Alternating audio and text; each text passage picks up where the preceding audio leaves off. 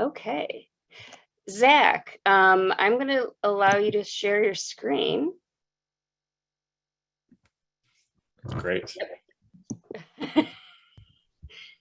And here's Zach Sarkis, our host for the evening. And also Mary Kruger from Rock Normal is on the call as well to spread her knowledge. So yeah, so if you guys put your questions in the chat, and then we'll leave some time at the end, hopefully, for you to say your questions out loud and converse like humans. Okay? Great. Cool. Thank you so much, Jen. Yeah, I'll be sharing my screen momentarily, and I'm going to do a lot of talking at you, but the intention of this first meeting is to set the stage for what is to come. So I have a pretty high level digest of different verbiage, language that I think is critical for understanding the seed to sale process in cannabis.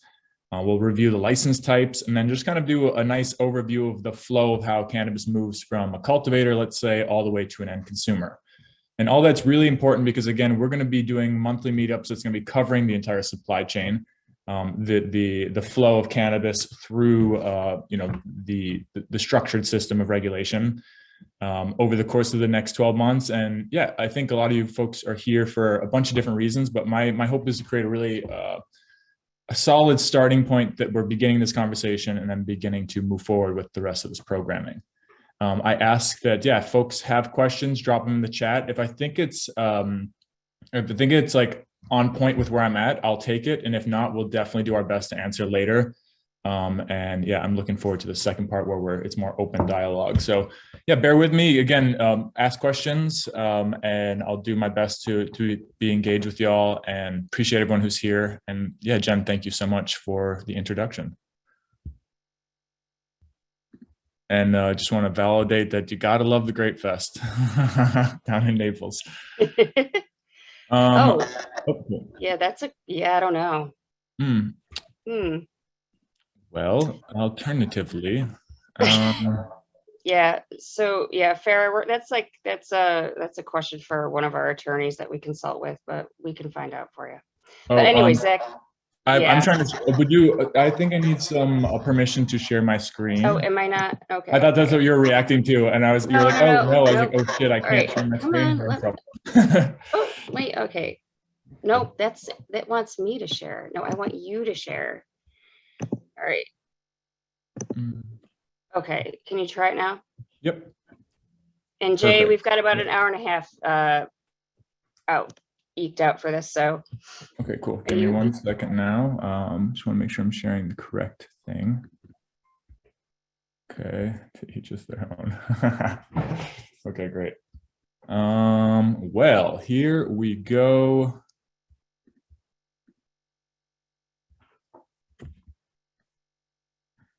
Cool. So, great. Welcome, everybody. And thank you. My name is Zach Sarkis. I will be hosting or leading this conversation today. And yeah, this is the first of the cannabis industry meetup series. I'm calling this Cannabis 101 Seed to Sale. And that's the process of, you see seeds on the left side of your screen all the way to an end use product, which could be the flower, second or third picture to the right or the fourth. And this is presented in partnership between the Central Library of Rochester and Monroe County, New York Hemp Lab, and Rock Normal. My name is Zach Sarkis. I'm the owner and operator of the Flower City Collective, also founder and director of New York Hemp Lab, and the chair of the education committee for the NYCGPA.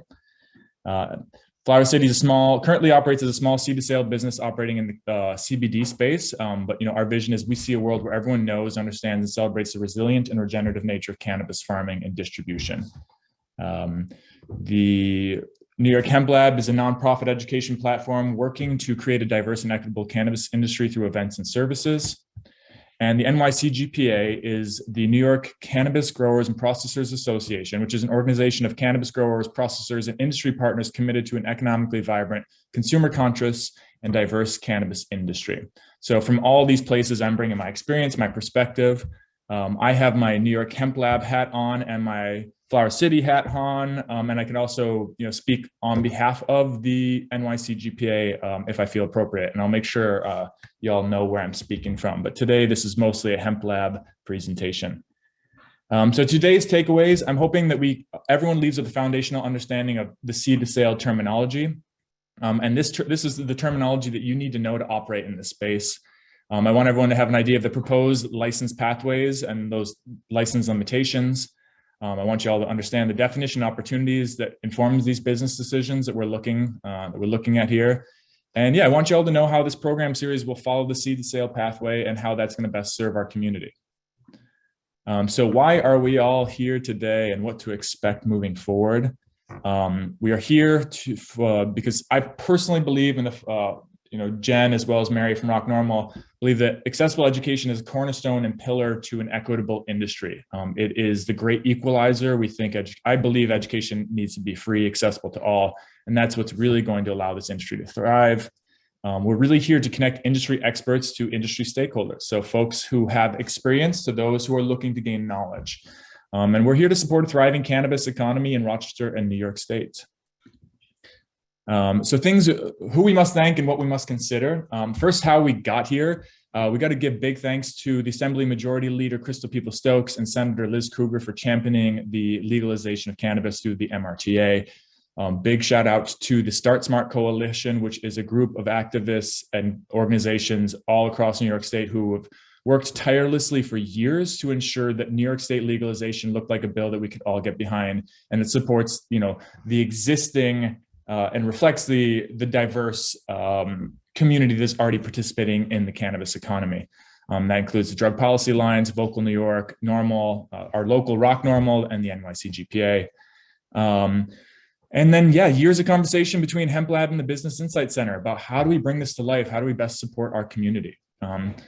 Other things we must consider is that this plant has been used for millennia at purposes from medicine to more utilitarian purposes from food and building, clothing, etc.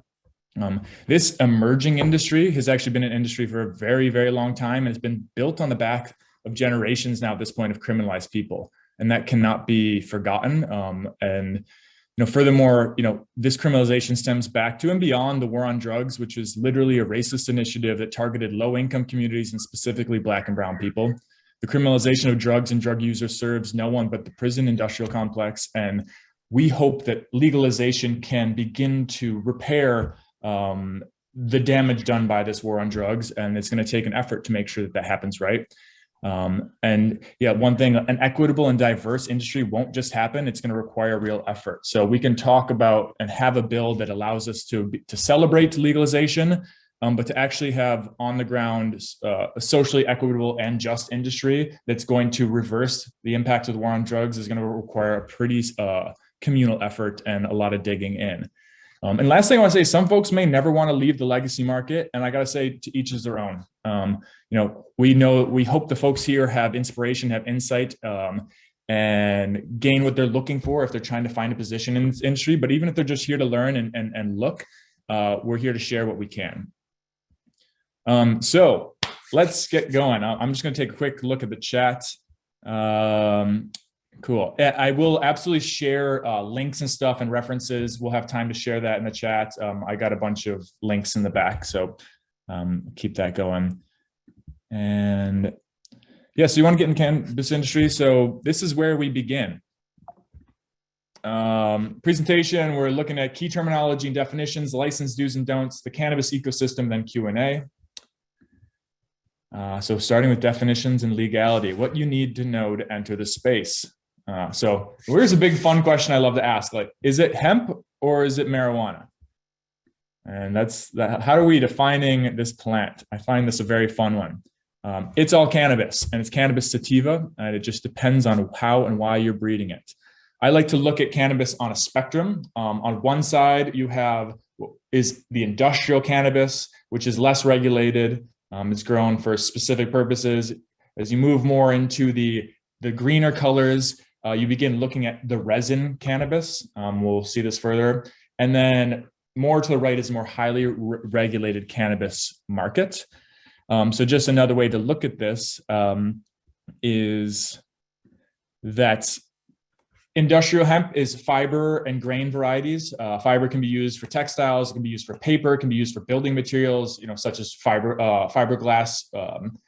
The grain and seed, the grain's a superfood, a high omega-3, 6 fatty acids, 30+% protein. It can be used for oil for ingestion, it can be used for oil and application, technical products, personal hygiene products.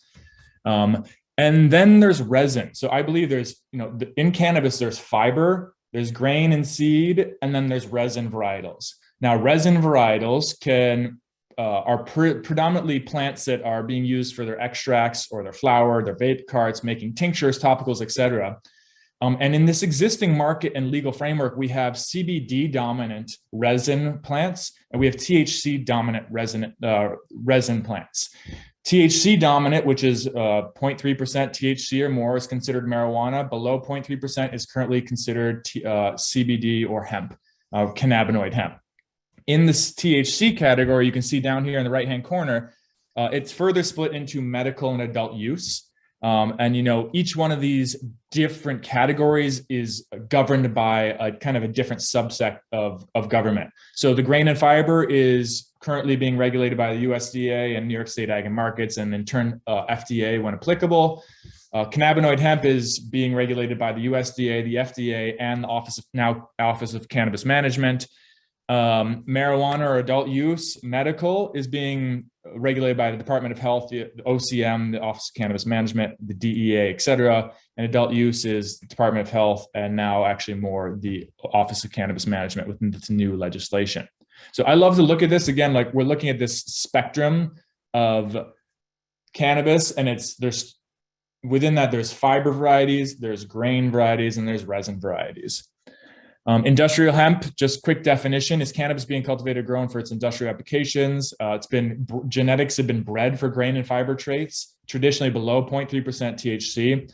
And one big thing that's important to know that these plants are planted and harvested with tractors or combines. And so this is on the left is the grain variety, which is usually chest high, finishes pretty early. It's a mix between male and female plants, and it's harvested for its grain. On the right is the awesome fiber varieties that can grow 15 feet tall that are also planted with a combine but harvested in a different mechanism. So you can see like both of these things, are going to look a lot different than what a lot of folks associate with the resin varieties. So we know it's all about resin these days, and that's mostly what we're here to talk about. And that's kind of what I'm going to focus on in this presentation. I just want to kind of give you an overview that like all these pictures could be cannabinoid hemp, recreational cannabis, and in turn, honestly, medical cannabis. So it's a different production system from greenhouse, from outdoor. This is a nice greenhouse example. And then here's a really intense indoor cultivation space. So again, this could be CBD, this could be CBG, this could be CBDV, it could be THC. What we're looking at is resin varietals. And again, the difference between CBD, like cannabinoid hemp, and THC marijuana is the difference of a very small number when it comes to total THC content. I think we also must understand that the New York State THC cannabis market was estimated to be about $3.5 billion in 2018.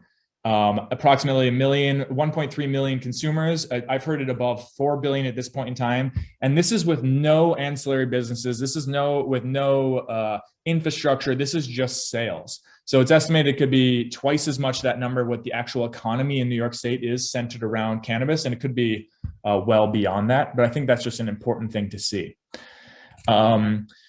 Moving on, we're gonna go through some terminology stuff here that I just think is essential for everybody. And so first and foremost, I'm going to use the word MRTA. The MRTA is the Marijuana Regulation Taxation Act, which was signed into law on March 31st, 2021, legalizing adult use cannabis in New York State.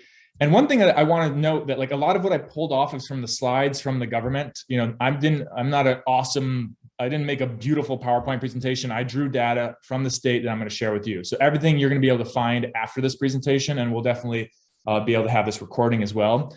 One thing I think is really important is that this bill has been touted as one of the nation's leading social equity bills. And one of the primary components of that is that the OCM will actively promote social and economic equity applicants who have been harmed by the prohibition of cannabis for adult use licensing, establishing a goal of rewarding 50% of licenses to total to social and economic social equity applicants. So we're going to define that later, but I think it's really important.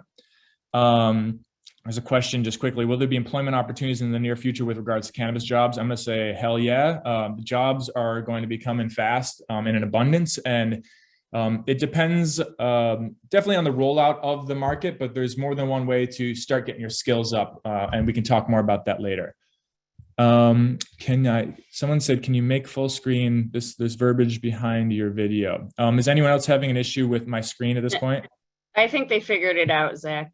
Okay, but great. If you want to look at Mike, just because you're on the topic, Mike has a question of, which I think the answer is yes, is there space in this emerging industry for people with hands-on technical experience, like technicians and field engineers and so on and so forth? Yeah, absolutely. Once we start talking about license types, and we can dig in more to that, but the reality is a lot of this industry is moving highly towards automation, whether that's through the extraction process and even the cultivation process. So a lot of opportunity for technicians, whether it's a field technician or someone working in the cultivation space, or again, more in the processing, et cetera. And that's a great question too. I'll take Kay real quick. Will there be opportunities for the locals to become farmers and distributors? I will say that there's a lot of people already cultivating and a lot of people already distributing locally. And the question is whether they will be integrated into the future supply chain, hopefully, and if they want to. And I do think there's going to be huge opportunities. But I will say that there's going to be a boom and bust in this market. And when it comes to deciding whether you want to be a farmer or distributor, the questions I would ask is, are you a farmer and are you a distributor? Where's your skill set? What are you bringing? Where are you coming from that makes you feel like that may be a desirable outcome? People think there's money in farming and people think that there's money in distribution. But it's really about empowering and leveraging your skill sets, your community, your network, your existing business model before deciding where to go into this market. All right, so next, Office of Cannabis Management. The MRTA creates a first-in-nation comprehensive regulatory structure to oversee the licensure, cultivation, production, distribution, sale, and taxation of a medical, adult use, and cannabinoid hemp in New York State. So this will be governed by a cannabis control board that again will determine and regulate the adult use, the medical, and hemp cannabis. And the OCM is the entity that'll be issuing licensing and developing the regulations outlining how and when a business can participate in this new industry. So another key terminology I want to say is, what is seed to sale? On a basic level, seed to sale is the flow of production, of a plant and sales throughout a cannabis supply chain. So from planting, harvesting, testing, processing, packaging, selling. It also refers to the highly regulated reporting and framework that operators and license holders must adhere to throughout the legal distribution pathways. It's traditionally a software reporting system that feeds information back to the regulators. Now, this also could be considered track and trace. This tracing system, and it's terminology for tracking products from seed to sale throughout the cannabis supply chain. So every piece of every plant is accounted for. In the upper right-hand corner, you can see a plant that's got a barcode on it that's getting scanned. In many cases, every plant will have a tag on it. That plant tag goes back to a database that we're calculating how many leaves came off, how many buds came off, how many stems came off. Like all that information is going to be registered in the state's register system. So they'll be registered in lots or batches, which is just like, when something was harvested in a certain amount, which may be a lot or batch may be 10 pounds or a kilo of extract, but it's kind of tracked through this entire process. It'll also be used for the taxation purposes and the mitigation of leakage, which, is going to be considered illicit cannabis. Another definition, just supply chain, a system of organizations, people, activities, information, resources involved in supplying a product or service to a consumer. Back to illicit cannabis, I think this is really important to know the definition. So this is copy and paste right out of the law. Illicit cannabis means it includes any cannabis flower, concentrated cannabis, or cannabis products on which any tax required to have been paid under the applicable state law has not been paid. illicit cannabis shall not include any cannabis lawfully possessed in accordance with this paper or with the chapter of this penal law. So again, it is a product on which any tax required to have been paid under any applicable state law has not been paid. So I think that's an important definition to just be understanding of how is the state defining illicit cannabis moving forward? It means pay your taxes, folks. Otherwise, you're dealing with, if you're in distribution and moving products besides your personal possession, that would be considered illicit. I just want to be clear that just because cannabis is legal doesn't mean it's a free-for-all. Anyone who has knowingly in possession of or knowingly have control over illicit cannabis after notice of an opportunity of a hearing could still see civil penalty for $200 to $400 for an ounce over the legal limit, $5 to $10 per milligram per edible, $50 to $100 per gram of concentrate, and $500 to $1,000 per plant. This is on your first violation. Second violation, the price basically goes 2x of that. And you also run the risk of not being able to get a license. So I want people to know that, like, just because cannabis is legal doesn't necessarily mean it's a free-for-all, and we got to respect that. Questions, is it legal to buy cannabis companies, is it to buy cannabis and transport into New York? I will say one thing you definitely don't want to do, and one thing that is still federally legal, is transporting marijuana across state boundaries. You don't want to mess with the feds on this. We've created a container within New York to operate a future supply chain, but anything across state lines is still considered federally illegal, and I advise against it. And also, you don't need out-of-state cannabis, I would argue, because there's enough going around locally. That being said, this is from the website, like unlawful possession, misdemeanor, like criminal possession over 5 pounds or 2 pounds of cannabis concentrate is still a Class C felony.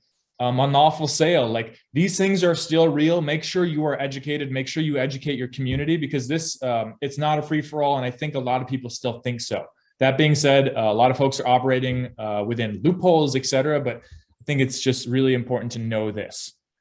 I want to define something else. Legacy market, not a technical term in the law, but you're going to be seeing this name again and again. So legacy market refers to the existing cannabis supply chain in New York State. It's composed of small, mid-sized, and large enterprise businesses, individuals who are supplying New York State. A lot of stuff's coming from out of state. There's a lot of stuff being produced and distributed in state. It's here. It was here yesterday. It's here today, and it's most likely going to be here tomorrow, especially if we see poor taxation in New York State.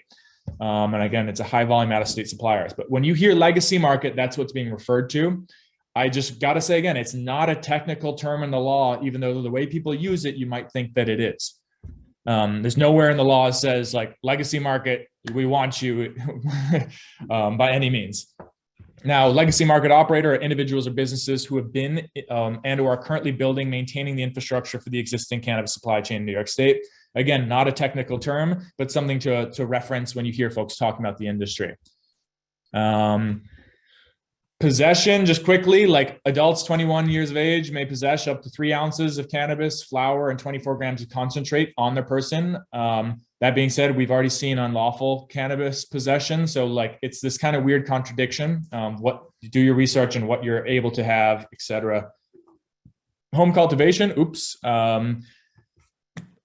when the time is right, which is not yet, every New Yorker above the age of 21 will be able to have 6 plants. That's 3 mature plants, which means in flower, and 3 immature plants, which means in veg, and a maximum of 12 plants per household.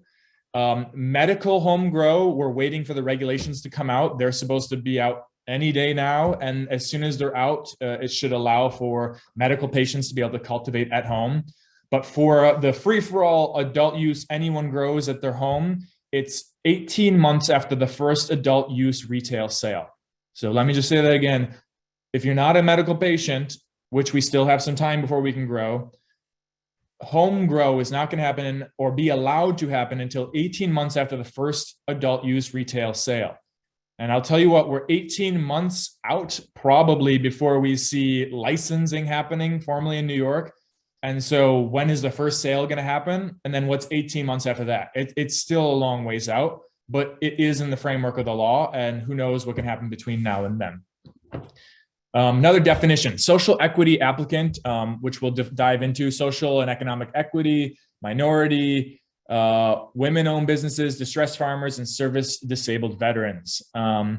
Minority-owned business is defined as a company that is at least 51% owned by one or more of the minority group members, enterprise which such minority ownership is real, substantial, and continuing, and it's an enterprise which minority ownership has and exercises authority to control independently the day-to-day business decisions of that enterprise. That is the biggest one right there. We're going to hear about a lot of folks coming in and say, oh, here's a person of color, here's a woman. Hey, you run this business. You pretend like you're on the front of this business, but we're going to fund it and run it in the back end. That's not what this is talking about. This is talking about folks who are on the ground running a business who qualify as minority equity applicants. It should be something based out of the state, and it's also a business that's considered a small business, and there is definitions by the state of small business. I don't think I added that into this slide deck. Minority group member is, oops, let's go back. Black persons having origin in any of the Black African racial groups, Hispanic persons of Mexican, Puerto Rican, Dominican, Cuban, Central American, South American, or Indian or Hispanic origin, regardless of race, Native American or Alaskan Native persons having origins of any of the original peoples of North America, and Asian Pacific Islanders having origins in any of the Far East countries, Southeast Asia, and the Indian subcontinent or Pacific Islands. Women-owned business, 51% folks who live in this state. Again, it must be the ownership is substantial, continuing. It's independent day-to-day business decisions are made by the woman owner. Must be a small business. Caveat, not caveat, a plus to that, a firm owned by a minority group member who is also a woman may be defined as a minority-owned business and a women-owned business, or both. And so when it comes to application, licensing, valuation, if you have that and leverage that, it will be a good thing when it comes to your getting your license. So someone said, Chinetta, I apologize if I butchered your name. Are you saying we are 18 months away from being able to apply for a license? I will go so far as to say we are probably a couple months out before we see the regulations which will regulate the industry. We have the law, but the next step is the regulations. The regulations are going to be the crossing the T's, the dotting of the I's. It'll tell you exactly what you can and cannot do.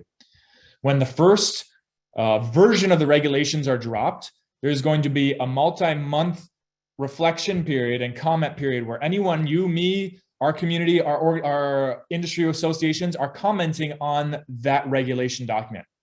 After our comment period, the government's going to require and has to, by law, answer every single question asked by us, the public, and update the regulations according to what is deemed appropriate.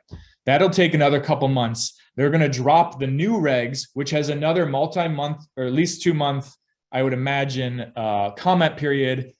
The whole thing happens again of them refining and then presenting the new, actual regulations.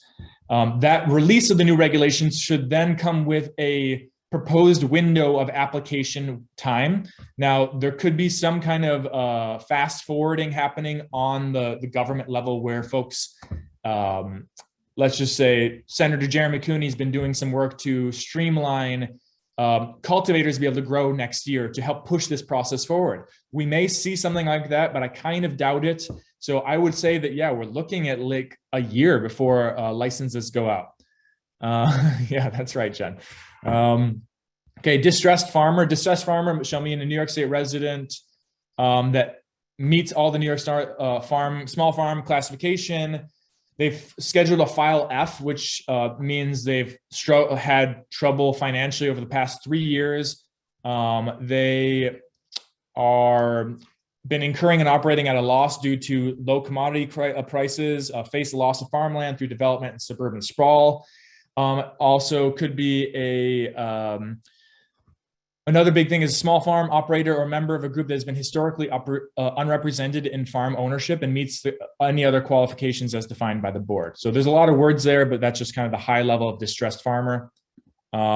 Communities disproportionately impacted. Communities disproportionately impacted shall mean, but not be limited to, a history of arrests, convictions, and other law enforcement practices in certain geographical areas, such as, but not limited to, precincts, zip codes, neighborhoods, and political subdivisions, reflecting a disparate enforcement of cannabis prohibition during a certain period of time when compared to the rest of the state. The board shall, with recommendations from the state of the board and the chief equity officer and the executive director, issue guidelines to determine how to assess which communities have been disproportionately impacted, by the war on drugs, by the prohibition of cannabis, and assess if someone is a member of a community disproportionately impacted. So it'll be very interesting to see how they actually define that. Another definition, business incubator. I think this is a big one. It's an organization designed to accelerate the growth and success of entrepreneurial companies through an array of business support resources and services that include physical space, access to capital, coaching, common services, and networking connections.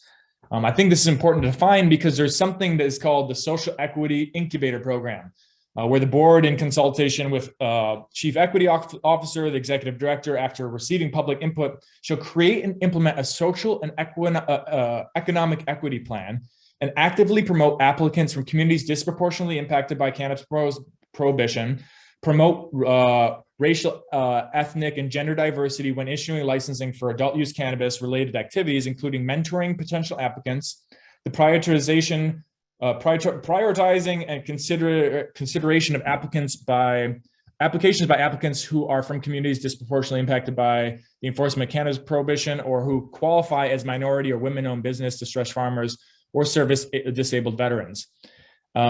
So essentially the state is going to fund incubator programs to support social equity applicants. All those folks that we've listed thus far, if that is a category in which you fall in, you will qualify for the services that can help you build your business in this industry.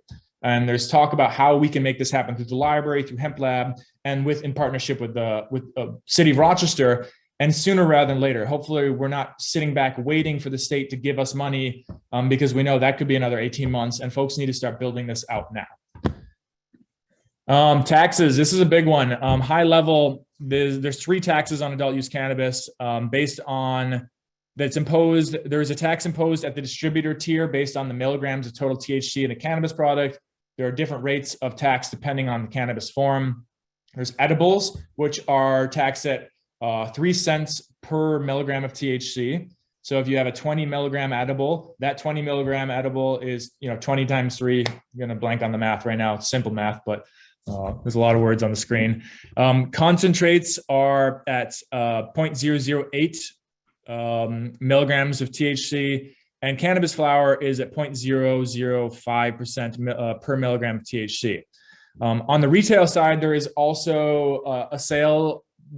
There are 2 taxes, a 9% state excise tax and a 4% local tax. These taxes do not apply to medical cannabis. Long story short, and we'll definitely have another presentation on this in the future, specifically on taxes. It's the way that it's proposed, it could be crippling. I'll be frank.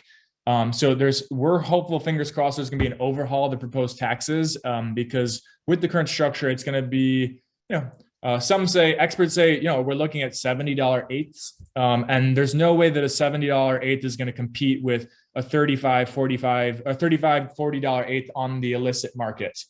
So if we're trying to capture and build this new market, high taxes aren't going to do anyone any good. Taxes will be used and distributed according with the New York State Cannabis Revenue Fund, 40% towards education, 40% towards community grant reinvestment fund. So that's money going back into communities that have been disproportionately impacted by the war on drugs. And you name it, it's going to be up to our community to determine how that money is used. And I think the sooner we start talking about that, the better. 20% will also go to drug treatment and public education. Cannabis flower is defined as the flower of a plant in the genus cannabis that has been harvested, dried, cured prior to any processing, whereby the plant material is transformed into a concentrate, including but not limited to yada, yada, yada. So back to this taxes, cannabis flower, this is the bud. Cannabis edible is you notice this is in green because this was a change in the law, which is interesting to note. It was an addition, so they added it in green. If it was something they were pulling out, it would be in red. Means a product containing either cannabis or cannabis concentrated cannabis and other ingredients intended for the use or consumption through ingestion, including sublingual or oral absorption. And concentrated cannabis means the separated resin, whether crude or purified, obtained from cannabis, or a material preparation, mixture, compound, or other substance which contains more than 3% by weight or by volume total THC as defined by this section. If you've never seen what some form of extract looks like, it's consumed or dabbed, up in the right-hand corner is some beautiful golden extract. Sublingual, under the tongue. Thanks, Jen. Another definition, vertical integration. When the supply chain of a company is integrated and owned by that company. Usually each member of the supply chain produces a different product or service, and the products combine to satisfy a common need. So in this case, it means owning the means of production from seed to sale. And there's only gonna be specific license types that are allowed to do everything from cultivation, processing, manufacturing, distribution, and retail dispensary. Everyone else is kind of gonna be more in their own pocketed silos.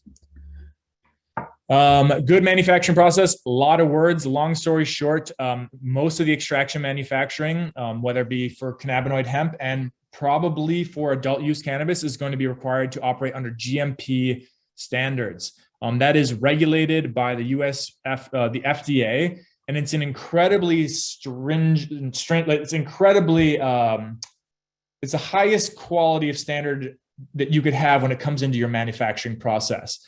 It requires a lot of note-taking, a lot of record keeping, and an extreme amount of sanitation and cleanliness throughout this process. So just know GMP stands for good manufacturing process, costs a lot of money to implement GMP. A lot of that money is like when you have to pay a consultant to help you build out your standard operating procedures, your step-by-step program to make sure all your T's are crossed, your I's are dotted. So just when you hear GMP, know it stands for good manufacturing practice. Cannabinoid hemp, just by definition, means any hemp or any product processed, derived from hemp that is used for human consumption, provided that such product is packaged and offered for retail sale to consumer. It shall not have a concentration of more than 0.3%, so 0.3% delta 9 THC.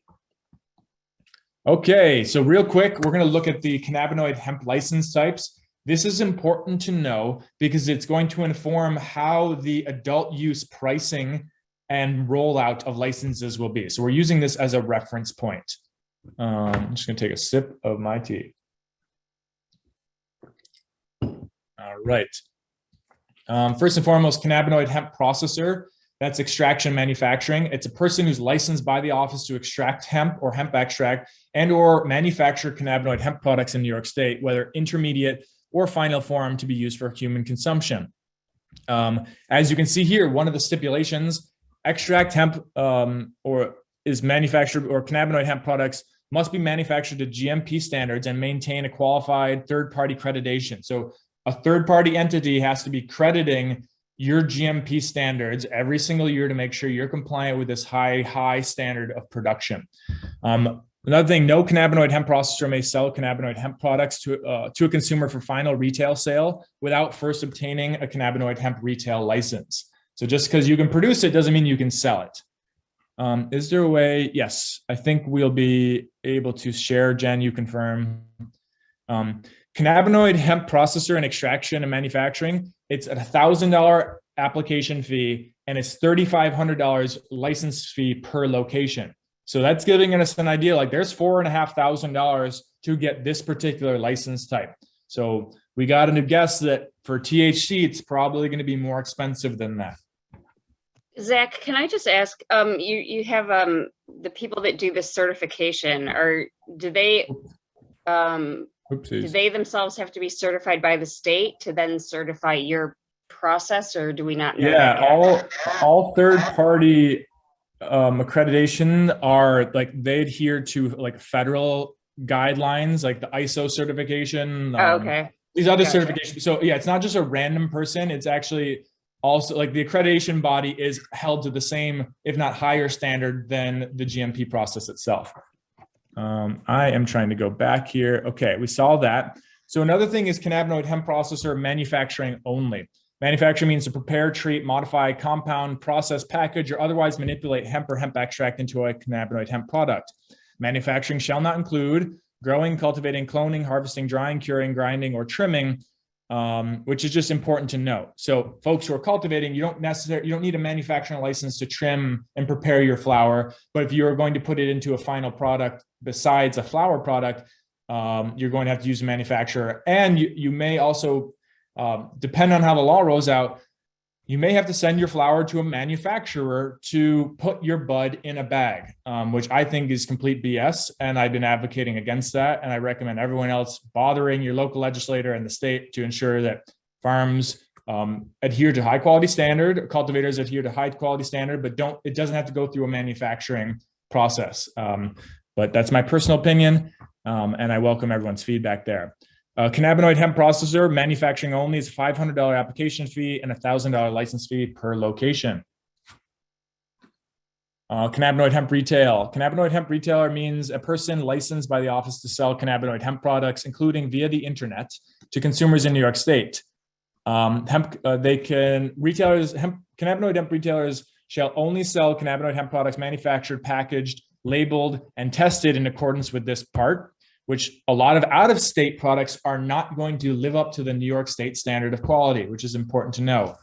Cannabinoid hemp retailers shall not offer or sell any cannabinoid hemp product clearly labeled or advertised for the purpose of smoking or in the form of cigarette, cigar, pre-roll, or package combined with other items designated to facilitate smoking, such as rolling papers and pipes. So I think that's super important to know too, because New York State doesn't want anything to do with smoking. And I think we're going to see a lot of language around that in this adult use regulations, especially if, the safeguards of this next session saying sufficient safeguards in place to that, we're not selling to anyone other than like anything that could be inhalable, whether it's an extract or it's a raw flower product. It's not sold to folks who are under 21 years of age. And again, they're not going to want anything in this hemp category to have anything that says smokable. So no smokable flower. You could use something maybe like boutique, but it's like going to be really crafty about and in fact, the language we use when it comes to our sales and marketing. Kay says there is a few cannabis stores open now, which makes the 18 months a little confusing. Jen says plus blunt smell super bad. I beg to defer, but that's a conversation for another time, Jen. Kay, there may be tribal lands. Yep. They have been allowed to sell cannabis since I believe 2016. So if you hear any commercials on the radio or whatever saying come buy your cannabis here, it's most likely on an Indian reservation. Yeah, and another thing to consider is there are so many, you can buy weed at a lot of gas stations in Rochester right now, and that doesn't mean it's legal. I've heard of more than one place that's calling themselves the first dispensary in the state and operating like they have a license when they don't. To each is their own. Like, I get it, but it's not real and it is confusing, and I think it could do more harm than good. And yeah, the Delta 8, not a fan of Delta 8 myself. You folks, anyone has heard of Delta 8? Delta 8 is I would go so far as to say synthetic cannabinoid that's derived from CBD that's been exposed to an acid that converts CBD into a mellow grade of THC that's called Delta 8. Now, everywhere in the law, Delta 9 is illegal, but nowhere does it say Delta 8 is illegal. So there's been a boom in this past year, people selling this Delta 8 product, which is now technically proposed to be illegal through the existing new hemp regs, which should be getting pulled off the shelves. But it's been this loophole that folks are selling a THC product that gets you high, but it's not THC and it's more of a mellow high. So it's a fascinating thing. We see ourselves, a lot of confusion all around. Cannabinoid hemp retailer, $300 per license per location. That includes your website. Cannabinoid hemp permits. There will be $100 application fees and permits eventually to distribute products that are manufactured out of state to retailers in state, to deliver cannabinoid hemp products from a retailer to a consumer, and to sell a cannabinoid hemp product for a limited duration. So that's like a pop-up or a farmer's market, for example. And this is something I find is very interesting. This is a proposed update to the regulations, hemp farm processor. And this is really looking to support small farms. And I really hope the future regs of adult use reflect this kind of language. Cannabinoid hemp farm processor means a cannabinoid hemp farm processor that is licensed to cultivate hemp by New York State Department of Ag and Markets and is permitted to manufacture cannabinoid hemp flower products. So they shall not produce more than 1,000 pounds of dried hemp annually, which is so much flower. Someone who has harvested a lot, 1,000 pounds is not a small amount of flower. Purchase or sell the hemp or hemp extract. So they can't purchase from anyone. It's only their farm product that they can use, and they cannot perform extraction. And so it's interesting to see that they're looking to find ways. This is something the NYCGPA has been working to push to allow for the small farms to not have to be dependent on a manufacturer to package their flower. That's super important to me as a cultivator, as well as to my community of small farmers. All right. Adult use license types, why most of you are here. Let's continue on. Adult use. So again, this is straight off the website. We're going to roll through this and continue the conversation. So Anthony says, do you have to have a farm to start the business, or can you grow inside a building? Great question. Absolutely. You can grow outside, you can grow in a greenhouse, you can grow inside, you can grow in soil, you can grow basically in water. There's so many different ways to cultivate this plant. So technically you do not need a farm to cultivate. You just technically need the right environment, the right genetics. And before you start growing a damn thing, make sure you have someone who's going to buy it, because it's not worth your time growing if you can't sell it. And a lot of people are struggling with that issue. So adult use cultivator means, in this case, cultivation is the growing, cloning, harvesting, drying, curing, grading, and trimming of cannabis plants. A cultivator's license authorizes the acquisition, the possession, the distribution, cultivation, and sale of cannabis from a licensed premises to an adult use cultivator to a licensed processor. So a cultivator can do all their work and sell to a licensed processor. And that's about as far as a cultivator license can take it. So question K, can you cultivate, farm from home, and distribute? Only if you have a license, and home grow is not going to be something that is tied into this regulatory framework.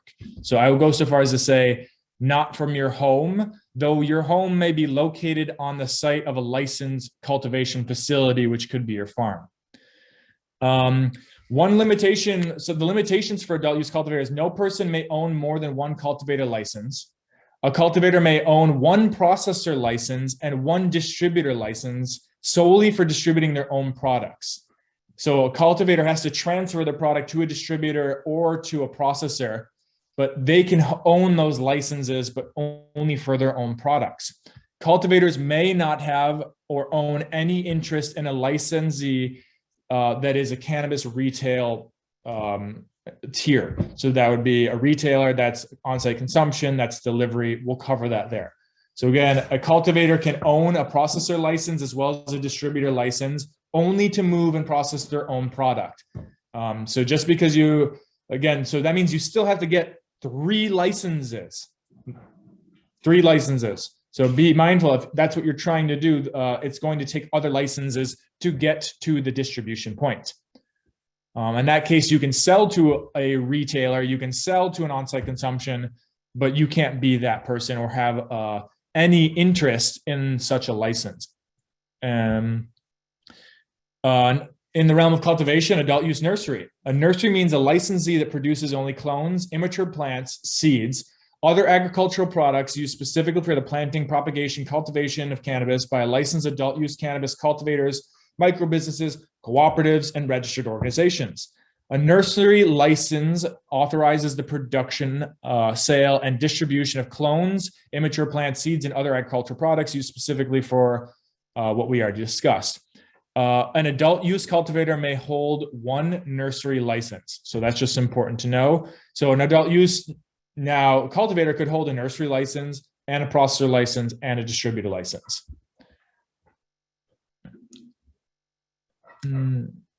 Yeah, great question. I'll say Farah and maybe Farah. I thought you could only get one license. So this is the complexity that we're looking at. There are going to be certain licenses that you can couple your licenses with. There's going to be some that you can't be touching at all. And we'll do a summary of that shortly. All right, another cultivation license type. Cooperative license. A cooperative license authorizes the acquisition, possession, cultivation, processing, and sale from a licensed premises of the adult use cooperative by such licensee to licensed distributors, on-site consumption sites, registered organizations, and or retail dispensaries, but not directly to cannabis consumers. A cooperative license must be organized under cooperative principles, including but not limited to being democratically controlled by the members themselves and on the basis of one vote per member. No person may own more than one cooperative license. Cooperatives may not own or have any interest in a licensee other in the cannabis retail tier. All right, let me just see here. Got it. Okay, cool.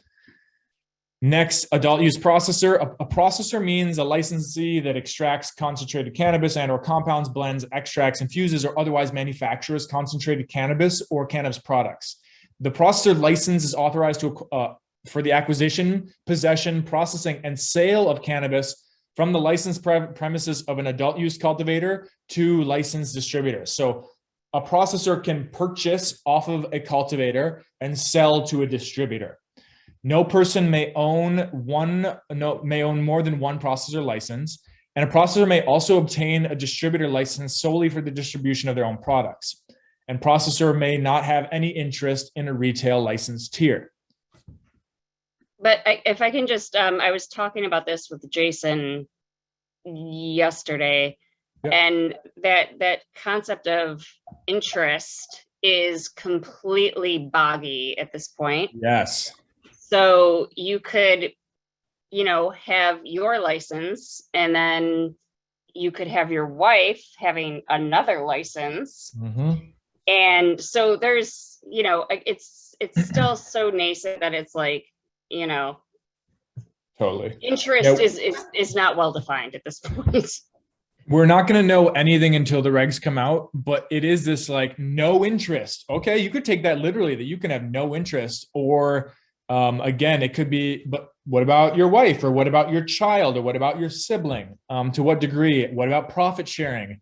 Is it no interest, or is it, what if you own stocks in Canopy Growth, or name some big corporation, and they operate in New York State? Like, do you have to sell your equity, your stocks in this other company that's publicly traded because they have a retail license? Like, some would argue no, but that's going to be defined in the coming months. And there's going to be a lot of debate on that, I would argue. Adult use processor. So a processor means a licensee. We already talked about that, correct? Yes, we did. Distributor means any person who sells at wholesale any cannabis products for which a license is required. So a distributor's license authorizes the acquisition, possession, distribution, and sale of cannabis from a licensed premises of a processor, a cooperative, a micro business, an RO, authorized to sell to adult use cannabis, authorized to sell adult use cannabis to a duly licensed consumption site or delivery or retail. So that means they're sourcing from the processor, the cooperative, the micro business, and the registered organization to sell to retailers, on-site consumption sites, and deliveries.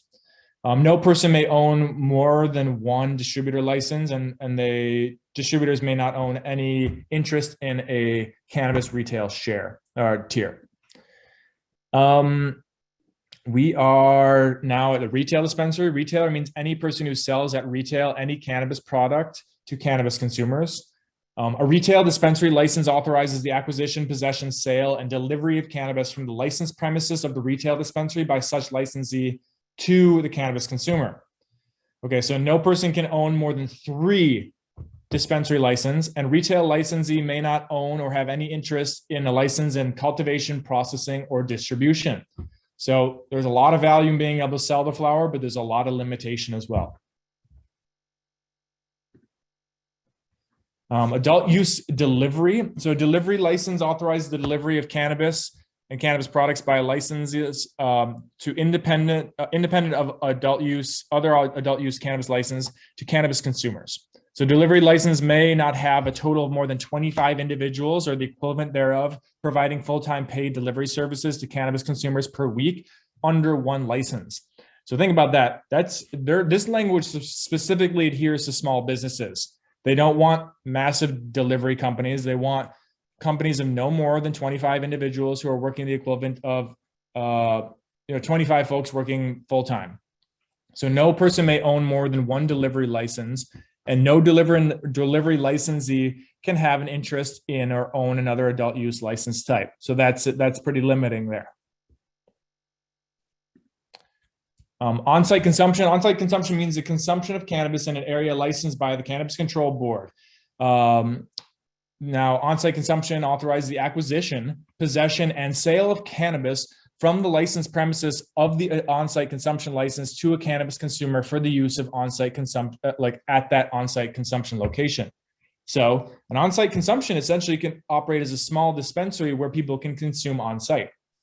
There's a lot of questions around like, well, we can't smoke inside in New York. There is some precedent with smoking clubs, cigar clubs, etc. And I think that there's going to be definitely change in the language as we see this market unfolding.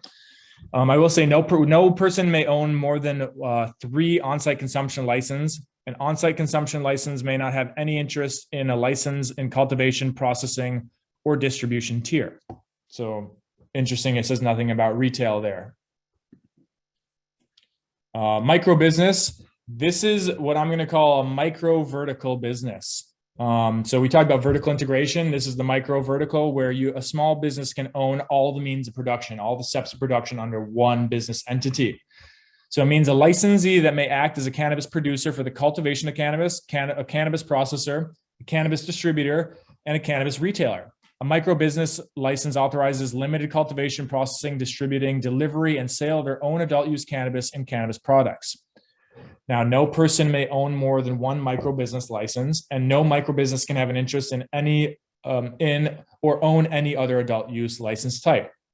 A lot of folks think this is the golden goose, but what I can tell you is that to do everything from seed to sale is going to cost a lot of money and require a robust team. So it's something to consider. It sounds very cool, and it's definitely a very strong lift, even though it's positioned to support small business.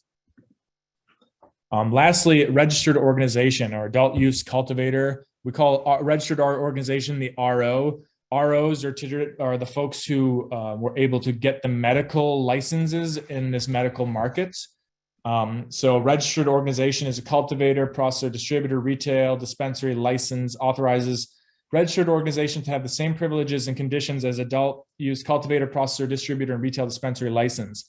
The location of a registered organization, adult use retail dispensary, will be limited to 3 of the organization's medical dispensaries and only authorizes the distribution of registered organization's own products. The timing and manner in which the RO can participate in the adult use market will be determined by the Cannabis Control Board. So it's interesting, there's a few medical companies that already have 3 retails going right now. And by definition, they could sell to all 3 of those locations. And really, those are the companies that are most ready to enter the market.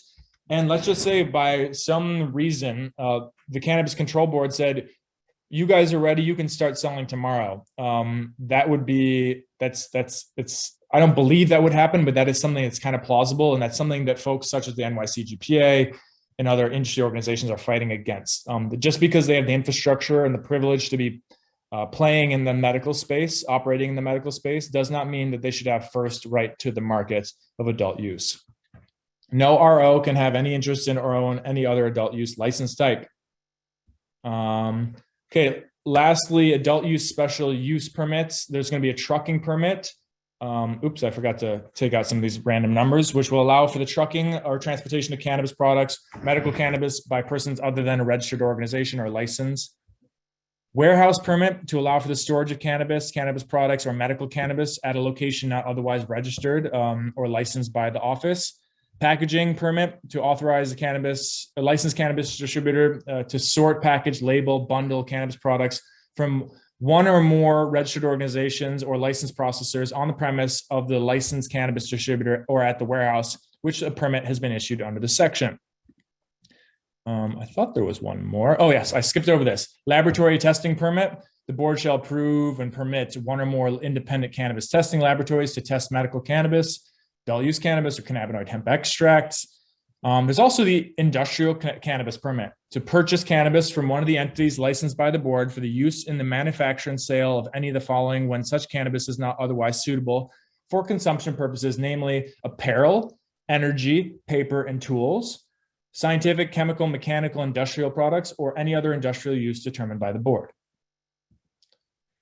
All right, so take a breath here. Anyone have any questions at that point? We're going to do this next little step.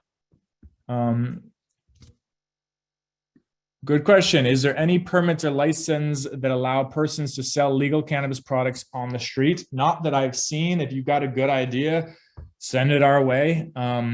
I doubt that we'll see anything. The crazy thing is that cannabis, we live in a state, we live in a world where you can buy alcohol, which is literally toxic. By definition, drinking alcohol is intoxicating. It can kill you. You can buy cigarettes that are nicotine and the combustion thereof is toxic and can kill you. Both of those things, you can buy alcohol in a glass bottle with a bottle top. You can buy tobacco and all it has is a cellophane wrapper and a piece of cardboard around it. Yeah, better lobbyists, that's all. But the fact is, they're not going to let us do. It's going to be so highly regulated that you think we're selling, some kind of opioid, as you would see in, a medical market. And I think that there's going to be a huge opportunity to push for alternatives, whether that be packaging in general and where cannabis can be sold. Because yeah, it's already on the street and it's not going to leave the street. And personally, I believe finding pathways to allow for folks who are selling on the street to pay their taxes and sell quality material. That's my personal perspective. Who knows what the state will do? And we got a long road ahead of us on this legalization and regulatory pathway. I would agree, Kay, that it's definitely local farmer cultivation has such a high overhead, and cultivating, farming is literally throwing the dice. You are gambling on weather, you're gambling on pests, and you're gambling on sales and the market not collapsing. So I'll go so far as to say, yeah, farming is freaking hard, and it's going to be a huge lift to start. Unless you have experience, unless you got a team, unless you got capital, it's worth asking a lot of questions there. Local brand, on the other hand, if you have farm partners and you have great packaging and a good idea and you know how to get to market, that may be less of a lift. So again, we got to ask a lot of questions here. This next section is awesome. This was shared by my friends over at the Cannabis Cannabis Group, and it really lays out this supply chain flow. On the top level, you see here, you got vertical integration, which we talked about. Then here is limited vertical integration or limited licensing. Vertical integration, there's two license types that qualify. There's the registered organizations and the micro business. They can do everything from cultivation, processing, manufacturing, distribution, and point of sale. These two, so that's fascinating. We just ran through that. Limited vertical integration, you can see that these 1, 2, 3, 4 categories of cultivation, processing, manufacturing, and distribution can all be bundled, but they cannot have any relationship with this point of sale over here. So your cultivation license types could be adult use cultivator, your RO, or it could be adult use cooperative or a nursery. Your processing could be adult use processor, RO, and adult use cooperative. Your manufacturing is adult use processor, RO, adult use cooperative. And then the distribution is adult use distributor, RO, adult use cooperative, and nursery. Now, none of these folks can have an intimate relationship with this license type over here, which is our point of sale, which is our adult use dispensary, our adult use on-site consumption, and our delivery services. So again, we learned that you could hold a cultivation, processing, and distribution license, each one of those licenses, and work together in your own small little supply chain, but you still have to sell to a different license owner in this retail category. Oh, love that. Okay. Jen says there's so many resources available at the library. So Jen speaks to for trademarking, branding information, new patents, strain, etc. There's the Carlson Center for Intellectual Property at the library. All services are free and confidential. There is a ton of services currently being offered at the library to support small businesses. And we're going to do everything that we can to help small cannabis businesses also get their footing in this market as well moving forward. So this is the supply chain. This is the seed to sale process. And again, every plant in cultivation, it's going to be tracked all the way to the point of sale. The taxes, the weight, even the consumer who's going to consume that will be registered somewhere in the state database. And one reason why that is important is, let's say someone gets poisoned over here, you know what you can track back to what plant that was and who worked on that plant to know if there was a chemical spill, for example. I think that there's value in that kind of transparency and integrity within the supply chain. That being said, it's going to be a lot of data, capturing a lot of data input, and that's a business, that's a job in itself. Cool. I love Jen just adding there are 3 types of patents. There's design patents, there's utility patents, and there's plant patents. So design is like how your logo looks. Utility is how something is used or what a process. And then there's plant, which is literally a genetic or an expression of a genetic, which could be its name, could be its particular compounds, etc. Cool. Let me see here. Oh, I broke this down a little bit more here, but we don't need to see that. We got a bunch of resources here. I'm about to stop the share because I've covered what I wanted to cover. And let's open this up to conversation. We still got a bunch of folks here on the call. If you're watching this recording later, how we doing? Glad you made it this far. Again, I just want to summarize, like, this is the beginning of a series of events that are going to reflect on and digest and continue to build on this seed to sale supply chain in this cannabis market, whether it be CBD or be THC. We'll have experts in cultivation come speak. We'll have experts in each step of this process come speak, as well as tax experts, accounting experts, all these things that are essential for us to understand how we can operate. The goal is to hopefully move towards workshops, more experiential learning, and at the very least, keep you updated as the regs come out and we get more insight as to what we can and cannot do. So I definitely appreciate your patience and your attention through this presentation. A lot of reading at you guys. But I think all of this is core. It's foundational for really beginning to make decisions moving forward in this industry. And I welcome any of your questions, comments, and concerns. Zach, I think that's really fantastic because I think anyone going into this, really needs to realize how regulation heavy this is. And if you found Zach's, hour-long talk incredibly mind-numbing, or then you're probably going to have a hard time. This is, if you want to get into this type of business, this is the type of thing that you're going to be faced with, like, day in and day out. Yes, I do work for the library, so yeah, I think it's important for people to know what they're up against, but also what's out there to, make it easier on you. Because, anything made by the government, it's not meant to make it easy for you, right? It's not meant to be like, everyone can get a license. It's not like Oprah and everybody gets a free car, right? It's meant to make it difficult. So, people like Zach and myself and Mary, we want to give you all the tools that we can to make it a little easier and see you succeed, because the system is not set up for you to make it easy for you to succeed. Yeah, I totally agree. And I think it's going to take a lot of work, and no matter what, like, running a business is freaking hard, and then layer on the complex, like, regulatory space makes it that much harder. And I think that it's up to us as a community to identify those hard points and figure out ways that we can work through that together. And again, it may be we find, everyone's like, I'm struggling with this, and we can bring an expert to help teach us. I think eventually finding partners for experiential learning is going to be essential, but I want to just double down on what Jen said, and it's going to be tough. But folks who are committed and desire, there's opportunity here nonetheless.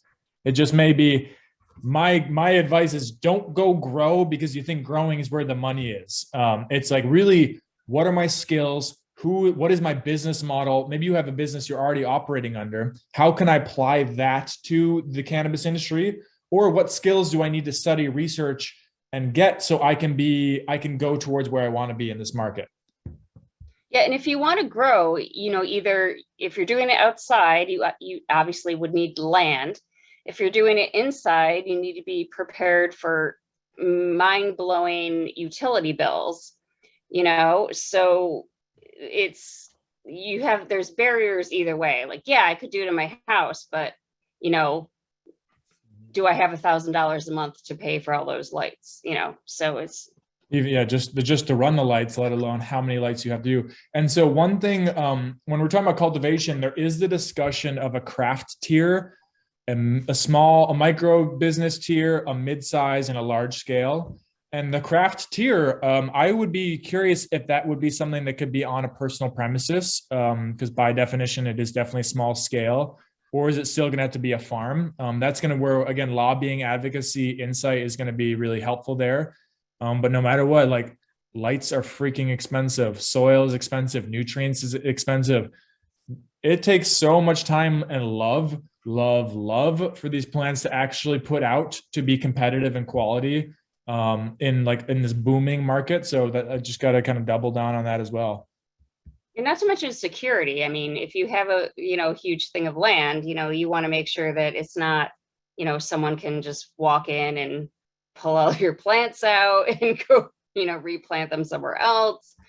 Berna, thank you so much for coming. Yeah, again, these programs are the first Wednesday of each month from 6 to 7:30. So same time next month. Naveen, question? Yes, question for Zach.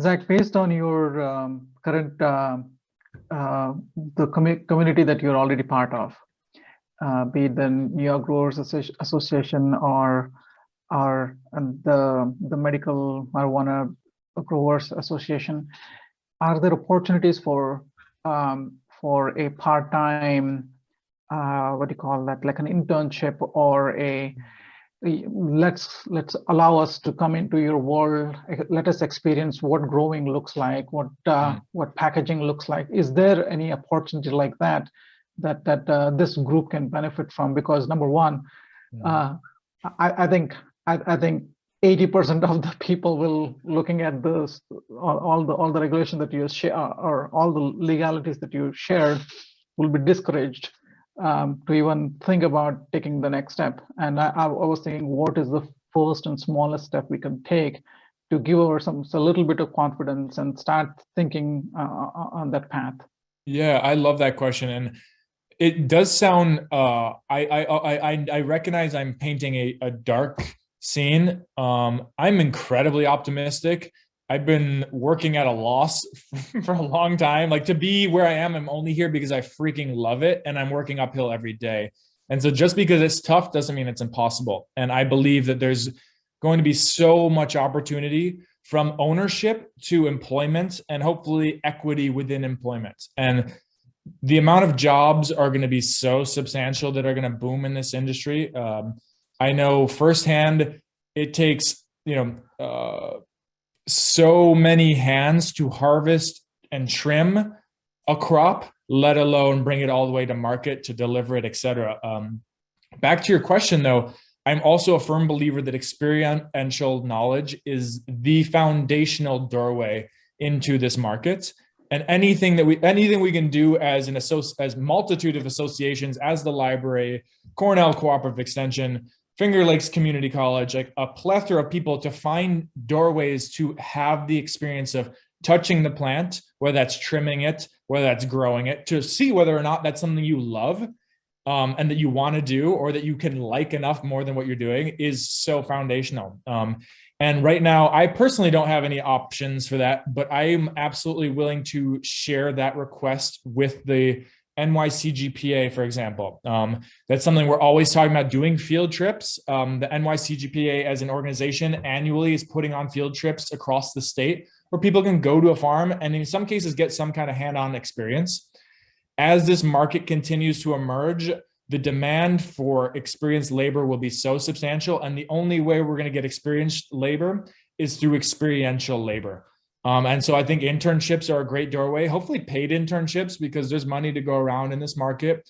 I think the state is going to need to be funding these kind of doorway pathways, like job fairs, experiential job fairs, that kind of stuff. And so everything you're saying is spot on. And I personally will do everything I can alongside my network to find the ways that make that most clear. And what I will say is, before THC is even here, you can learn how to cultivate resin-based cannabis and learn how to grow really good cannabis with CBD. And I can promise you that the plant grows the same, it responds the same to nutrients, to manipulation, to lighting. There may be some subtle differences, but everything you want and need and can learn and want to learn on THC can be learned today in an existing regulatory framework. And that being said, there's folks who are coming out of the woodworks who have been legacy market cultivators who absolutely have production systems that they intend to expand on, that have trimmers already trimming, have people already harvesting. So it's going to take a community initiative and pathways, again, leveraging Cornell Cooperative Extension, leveraging community colleges, leveraging the SUNY system, leveraging the city of Rochester, the library, whatever we can do to make sure people can touch and experience. So I really appreciate that comment. I think, Finger Lakes Community College has a cannabis growing and processing certification program as part of their horticulture department. So it would be great if we can get maybe Jonathan Kaiser to come and give a talk, but there are things out there that, can, like Zach's saying, get you out there into a field, touching things, all that good stuff. But, the legacy companies, again, that's just, don't assume that just because someone is a legacy company that they are going to go forward and get a license. There will be, just like in other states, you'll see that there is still an illicit market. Some legacy market people may not want to go through the process. They may not want to spend that kind of money. It's a lot of money to go legit. And it's a lottery system. This licensing process is a lottery. Yeah. There is no guarantees. Like, I've been working with this plant for a long time. I am scared I'm not gonna be able to touch it the way I want to. And it's like, that's facts. Like, I'm literally like, I have no freaking idea. All I can do is my best. And like, that's all we can do. And so I think that, like, and a lot of legacy companies are literally individuals, entrepreneurs, small businesses.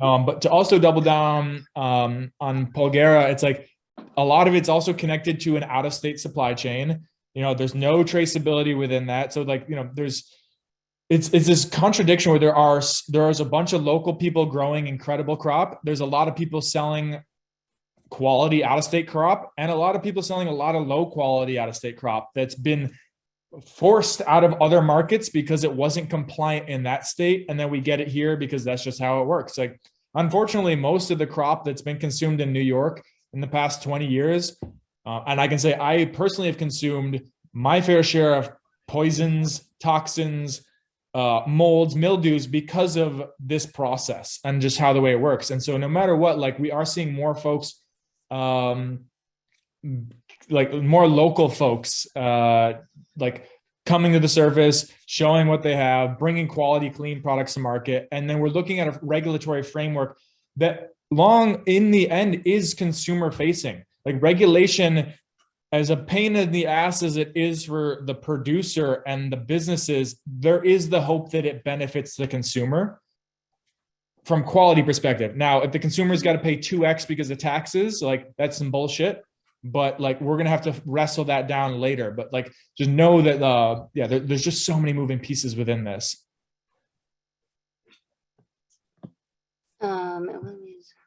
Yeah, that is a big thing. That the straw man, like, there's the straw man is setting up, pretending like this is what you're doing when you're really doing something over here. And so there's going to be a lot of examples where out-of-state businesses say, hey, you could be a minority applicant. You say that you're going to run this business. We're going to fund you and run it behind you and then buy you out in 2 years. I think we're going to see a lot of that. Or the But same. they're for the equity applicants, I believe they can't sell their license with, they have to keep it for 3 years. 3 years, yeah. So, yeah, it would be, obviously be careful if someone approaches you and says, this is what I would like to do. Yeah. So, I mean, with any industry, there's potential for abuse, for, gross abuse. So, you can say that with anything. So just, beware of who's coming to talk to you and whatever.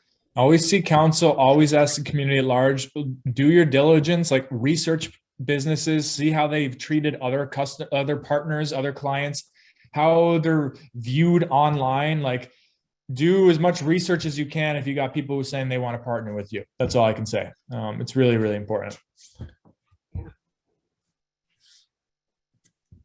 And who was it at the beginning? Jay, if you're still on, asking about gun licenses.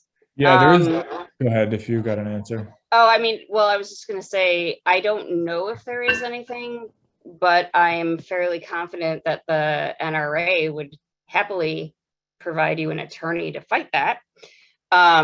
So, to say that you can't have one without the other. But yeah, that's just my 2 cents. I was gonna say about the guns and security. My mom's boyfriend was just talking about that. He said that they were paying armed security guards $40 an hour for these pop-up shops that's been going around in Rochester. And he said there's nothing that they can do, but they are getting security. And they said like they was looking for 40 armed security guards and then 40 more that was unarmed security. Oh yeah. I mean, security is going to be a massive, massive, massive component of this industry. I can't underline that, bold that, like I can't make that more explicit. Like we're all excited about this market. But the reality is like 48 out of 50 distributors in California got robbed this year.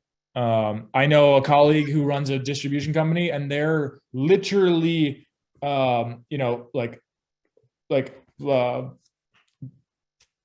literally having robbery attempts regularly. So I think that there's one thing being a license holder and owning a gun, or a medical patient owning a gun, where if you go to get your pistol permit, you have to disclose whether or not you've used cannabis. Cannabis is a federally illegal drug. You say yes, they can say no. You say no and you're lying, it's perjury. It's like you can get in trouble.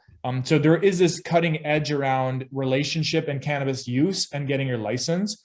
There will absolutely be armed guard through and through the entire component, the supply chain. And I'm going to say this now, I'm going to say it again. Every plant touching component of this industry is going to need 24-hour security surveillance because that's just the world we live in. Times are tough. People are hungry. This is a market that will be taking share away from folks who've been making a living off this. And there's always people looking to capitalize on vulnerable community and businesses. So like, I mean, look at the pharmacies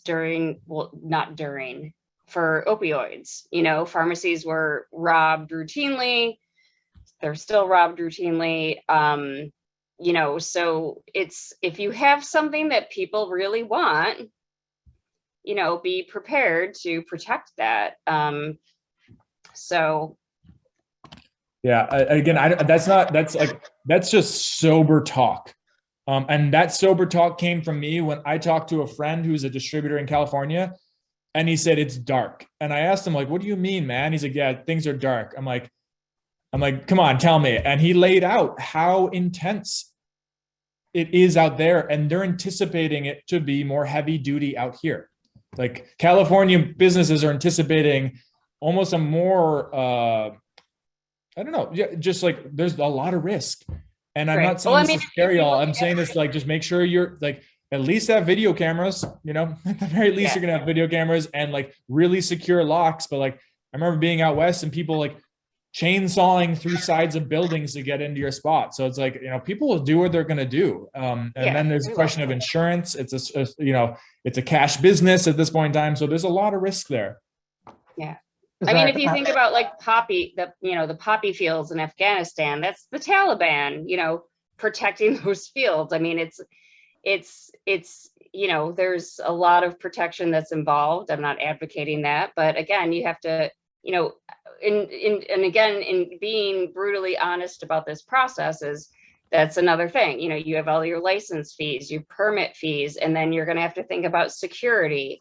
And it's just one of those, additional costs that you're going to have to factor in to your startup costs. One thing I didn't comment on too is environmental and social equity plan. This is definitely something I should have said in the beginning, but all businesses are going to be graded on their environmental plan. So how are you reducing your carbon emissions, your waste?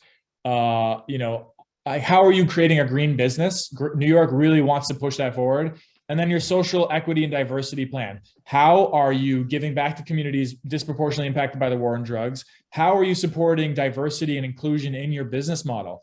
And those are all things that the state is literally going to grade you on, along with your security plan, along with your, et cetera. So there's a lot of these layers that we'll learn more and more about through this workshop series. And again, we're not there. We don't know exactly what it says until the regs are here. And this is kind of like, again, this is why we're starting the conversation now.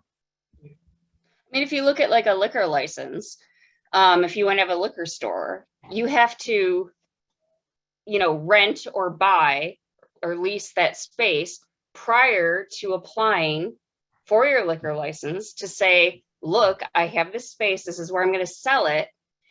And you're paying rent or whatever, a mortgage on an empty space for months and months and months until that liquor license gets approved, right? It's the same, it's going to be the same type of barriers. So. Yep.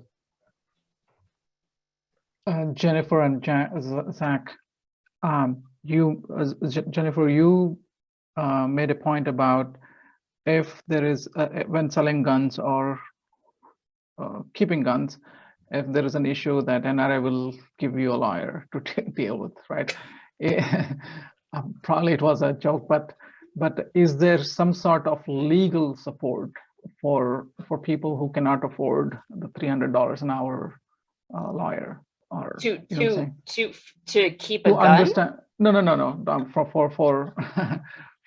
For the marijuana, the cannabis industry, that's yes. Like, so through the library, through the Business Insight Center, we retain attorneys at no cost to you that you can meet with. So we have cannabis expert attorneys.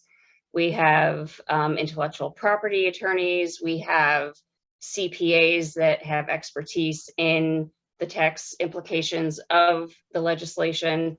So yes, so we have those structures built in. I mean, again, it's not going to cover we can't cover the cost of your license. We can't cover the cost of your insurance policies, but we can get you as close to there as humanly possible, with you understanding all that's involved and so forth. And, making sure that you're, so the accounting firm that we are working with, they will answer any question that you have, but they will not file for you unless you retain them. So any client of mine can ask them any question, but they won't file for you. Okay, so because that assumes a certain, responsibility, legal issue. So they'll do everything up until then. So, and same thing with, attorneys, like they can answer your questions and say, this is, yay or nay on this, but they're not going to represent you in court. But we can get you as much information as humanly possible up to that point. I think that itself is going to be a big help for many of us, I believe. Again, Yeah, and Zach it's and not- Jen, thank you so much. Sure. And it's not just, people in the cannabis industry, anybody starting a business. It's hard to start a business. You want to start a coffee shop, you want to sell candy bars, doesn't matter. It's hard, and so we're just trying to give that, support, that framework to people that may not be able to otherwise afford it. Because, if you're starting a business, you're not going to make any money for X amount of years, right? So, we want to at least kind of defray the cost of doing business so that you can persevere in your dream of being a business owner. So Appreciate the help. Thank you. sure. Any other questions? I realize it's past 7:30. Last call for questions. First No? call for dinner. How we doing? Yes. Great. Yeah. All right. Thank you, Jen. Thank you so much for all your help organizing this, and really grateful for everyone who stayed on this call and, took the time to listen to what I have to say, my perspective. Definitely looking forward to being of support in whatever way I can. And we'll definitely get you the slides. Make sure you register for future events. We're going to keep promoting and building this, and tell your friends, because this is the doorway. This is the starting point. Yep. All right, guys, have a great night. Thank you so much. And we'll see you next month. Take care.